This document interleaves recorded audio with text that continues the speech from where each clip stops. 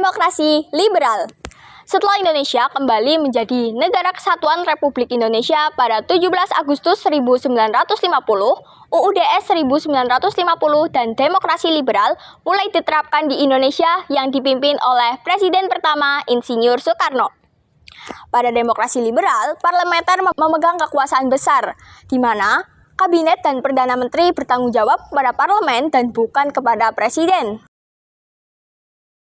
Pada masa demokrasi liberal ini juga mulai diterapkan sistem pemilihan umum, tepatnya pertama dilaksanakan pada 15 Desember 1955, yang menjadi tonggak penting dalam sejarah politik Indonesia. Pemilu ini menghasilkan 4 partai sebagai pemenang, yakni Partai Nasional Indonesia, Partai Masyumi, Partai Nahdlatul Ulama, dan Partai Komunis Indonesia. Demokrasi liberal identik dengan pergantian kabinet yang cepat dan sistem multipartai. Partai politik pada masa ini mencapai 27 partai sebagai anggota DPR dan 34 partai sebagai anggota konstituante. Dalam kurun waktu 9 tahun, Indonesia mengalami 7 kali pergantian kabinet. Yang pertama adalah Kabinet Natsir. Kabinet ini diketuai oleh Muhammad Natsir. Yang kedua adalah Kabinet Sukiman Suwirjo. Kabinet ini dipimpin oleh Sukiman Widjosanjojo.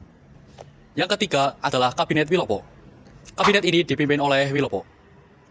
Yang keempat adalah Kabinet Ali Sastroamidjojo I. Kabinet ini diketuai oleh Ali Sastroamidjojo I.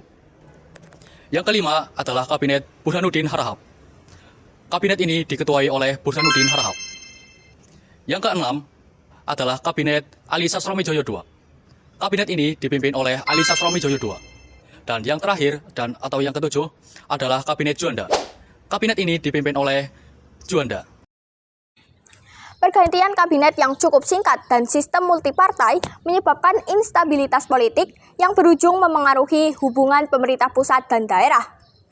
Banyak pembangunan menjadi terhambat dan muncul gerakan separatisme di berbagai daerah Indonesia, contohnya pemberontakan RMS di Maluku.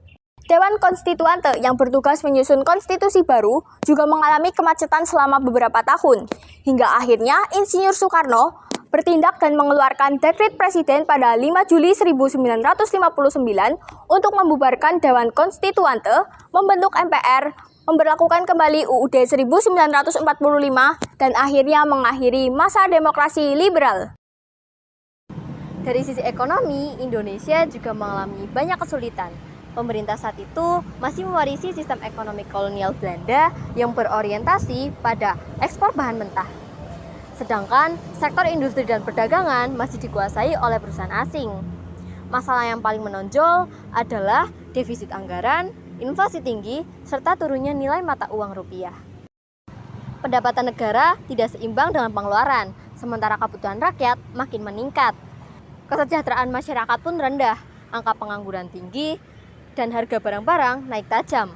Ketidakstabilan politik juga membuat program ekonomi pemerintah sering berganti dan sulit dijalankan secara konsisten. Selanjutnya yaitu strategi dan upaya perbaikan ekonomi.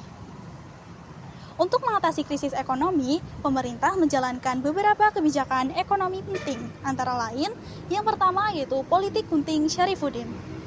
Dilakukan oleh Menteri Keuangan Syarifuddin Prawira Negara dengan cara memotong uang kertas menjadi 2 bagian. Tujuannya adalah untuk menekan inflasi dan mengurangi jumlah uang beredar. Yang kedua yaitu program Benteng. Diprakarsai oleh Menteri Keuangan Dr. Sumitro Joyo Hadikusumo, bertujuan untuk memberdayakan pengusaha pribumi agar dapat bersaing dengan pengusaha asing. Yang ketiga yaitu rencana pembangunan 5 tahun, disusun oleh Dr. Sumitro Joyo Hadikusumo, bertujuan untuk merencanakan pembangunan nasional secara terarah di bidang ekonomi, industri, dan infrastruktur. Yang keempat yaitu nasionalisasi perusahaan Belanda, dipimpin oleh Presiden Soekarno dan didukung oleh Subandrio dan TNI. Pemerintah mengambil alih perusahaan Belanda yang ada di Indonesia akibat dari konflik Irian Barat.